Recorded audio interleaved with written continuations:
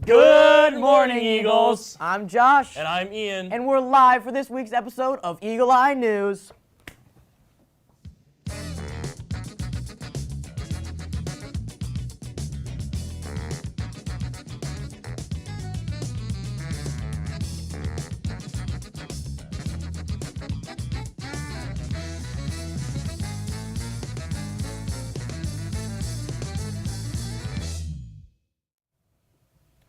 Please rise for the pledge and remain standing for a moment of silence.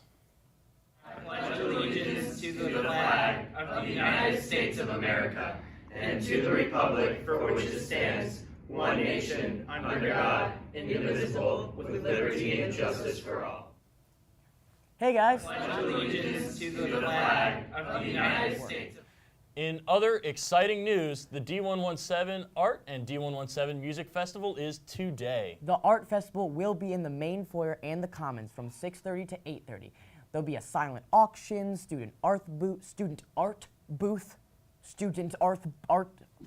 the student one. art Artist booth. Yep. Holy, free snacks. It's free to enter, so go check it out.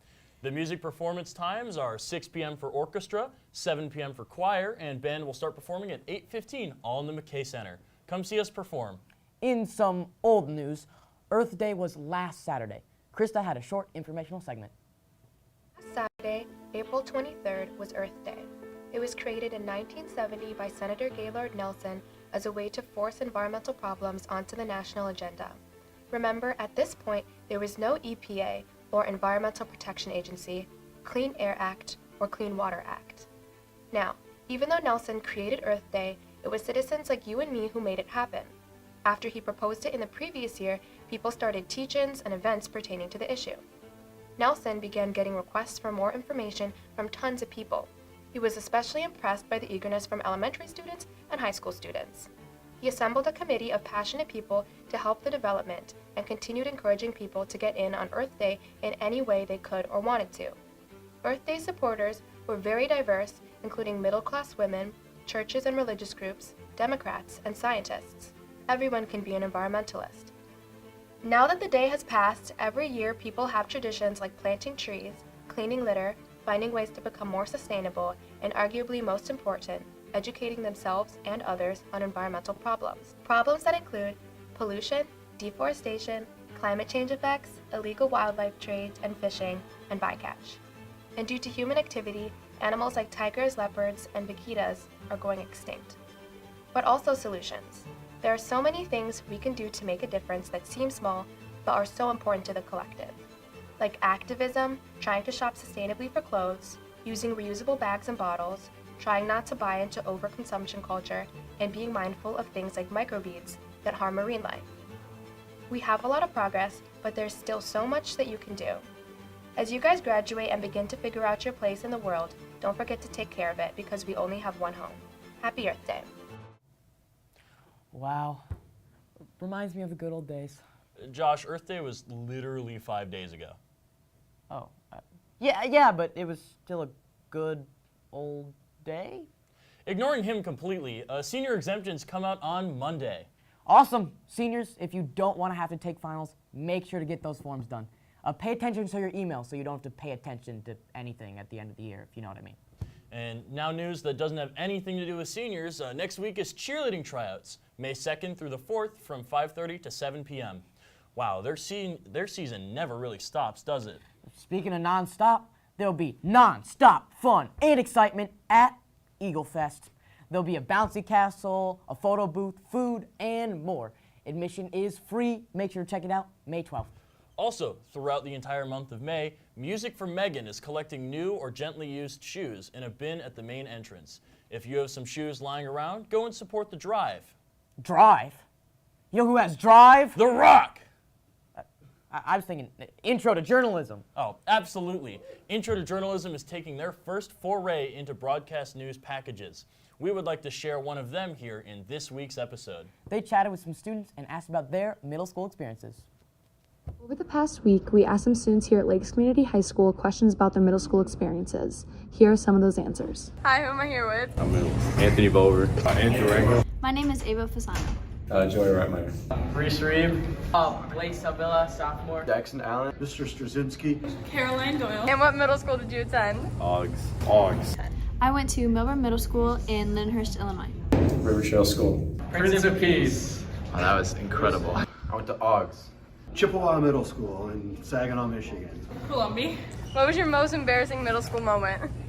Probably just all the, like when I would try answering questions, I would get made fun of. It'd be like really wrong. My most embarrassing middle school moment is the cheer halftime shows during the basketball games. I fell down the slide. Slide? Yeah. Okay. We were playing wood chips. I fell down the slide. It was a tragedy. There was this girl whose grandpa died, and I was the only one in the class who had no idea. So when she was like, "Okay, I'm gonna leave early, Miss Wilson," I said, "Lucky," and everybody just sat there in silence looking at me. Most embarrassing moment in middle school in 8th grade, a kid named Joey Klopak and I took a fart spray and went to the bathroom and just bombed it. So the hallway and the classrooms kind of smelled like poop for like a few hours, but Was it worth it? absolutely 100%. When my 6th grade English teacher called me a pig because the night before I was working in the garden and I had dirt under my fingernails. Oh, that's so mean. What? I know, teachers were different then. When I didn't make the girls volleyball team in 7th grade. Favorite teacher? My PLTW teacher was Stone. It's probably my 8th grade science teacher because the dude was a cool guy and I had like a lot of conversations with him. My favorite middle school teacher is actually my 7th grade math teacher.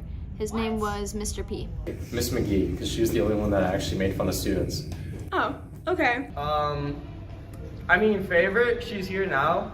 Miss Stahl, she's a really good person. There was also Mrs. Noon, though. She was really old and British, and she's retired now, but I'll always miss her because she wasn't afraid to show the kids, like, their place. Oh, Mr. Velez, he was our music teacher. Favorite teacher? Mr. Capulong. And why? His way of teaching the class, and he was nice to me, and he made the class fun. Boy, that's a really hard one. Probably Mr. Boyd because he was a good math teacher and my next door neighbor. Hearing all those answers gives a lot of perspective on everyone's middle school experiences. Whether or not you look back on those years fondly or cringe at the thought of them, everyone has a story to tell. Wow. Reminds me of the bad old days. Bad old days. One last quick announcement. The Lakes esports team is hosting a Super Smash Bros. Ultimate tournament. For a $5 entry fee, competitors will face off on May 13th starting at 9 a.m. Winners will receive a t-shirt. In other news, we have no more news. So, let's throw it over to sports.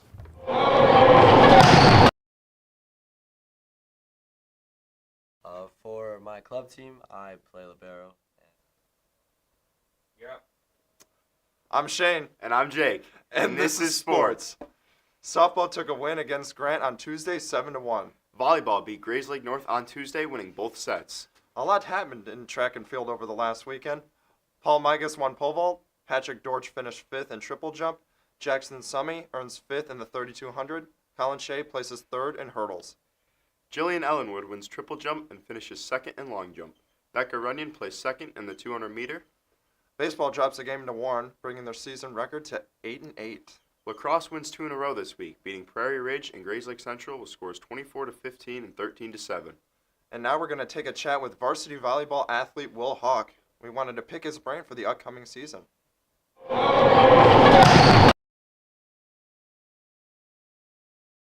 For my club team, I play libero, and for school, I'm a setter.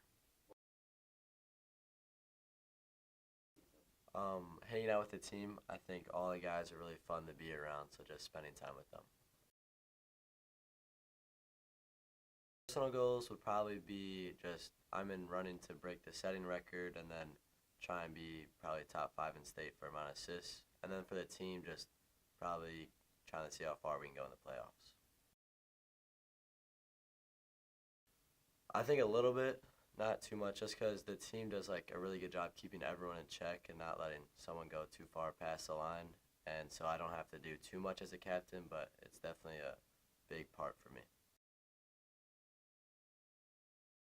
We've played a lot of competitions, or like heavy competitions, so it's been part of a struggle in the beginning, but now we're starting to get on a roll and probably win conference again. And that's it for this week, Eagles. If you enjoyed this and want to enjoy more Eagle Eye news, follow us on Instagram or Twitter at LakesEEN. And real quick, I just want to say this is unscripted. I want to give a huge thank you to all the EEN staff that have made this work together. Mr. Cook is our technical director this week, and this is his first time doing something like this. So he's doing awesome, and I just want to give a huge thanks to him. And a shout out to our whole team. Anyways, I'm going to keep going with the script now. If that isn't enough student media for you, go check out @Lakes Eagles on Instagram or Twitter, or lakestudentmedia.com. I'm Ian. And I'm Josh. Signing off for Eagle Eye.